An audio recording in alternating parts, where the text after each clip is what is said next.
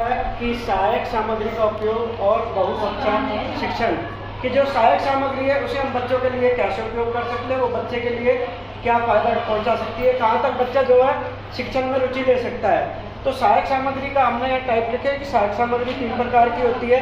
पहला श्रव्य साधन है, दूसरा दृश्य है और तीसरा जो है वो दृश्य और श्रव्य साधन है। तो श्रव्य साधन में वो है कि जिससे बच्चा केवल सुन करके वो अपना ज्ञान बढ़ाता है।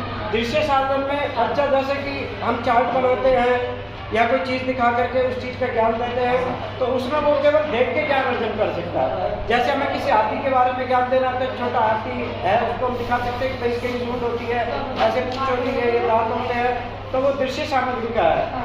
और इसके बाद आती है दृश्य श्रव्य सामग्री, जिसमें हम इलेक्ट्रॉनिक चीज़ों को ले सकते हैं कि उसमें जो बच्चा देख भी सकता है और सुन भी सकता है। जैसे कि काफ़ी स्कूलों में से बोर्ड लगे हुए हैं, तो उस पर हम बच्चों को दिखा करके वो चीज़ की जानकारी हम दे सकते हैं। और इसके बाद जो दूसरा टॉपिक था कि भाई जो बच्चे हैं ये एनजीटी के बारे में बहु कक्षा योजना के मतलब हम जो एक साथ जो बच्चे हैं उनको हम कैसे पढ़ा सकते हैं। मान लीजिए हम 2 ही टीचर हैं, हमारे स्कूल में ये रियलिटी है कि विजयगढ़ में हम 2 ही टीचर हैं, तो एक साथ कंप्लीट रहेंगे बाकी अकेले रह जाना।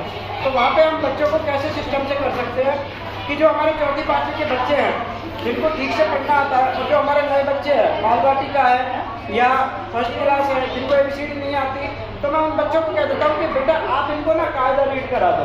पहले अभी मैं उनको सिर्फ रीड करा रहे, तो उन बच्चों की हेल्प से हम उन बच्चों को आगे स्टार्ट करते हैं। तब तक हम और बच्चों को नोटबुक में काम दे देते हैं और बच्चों को काम करा देते हैं।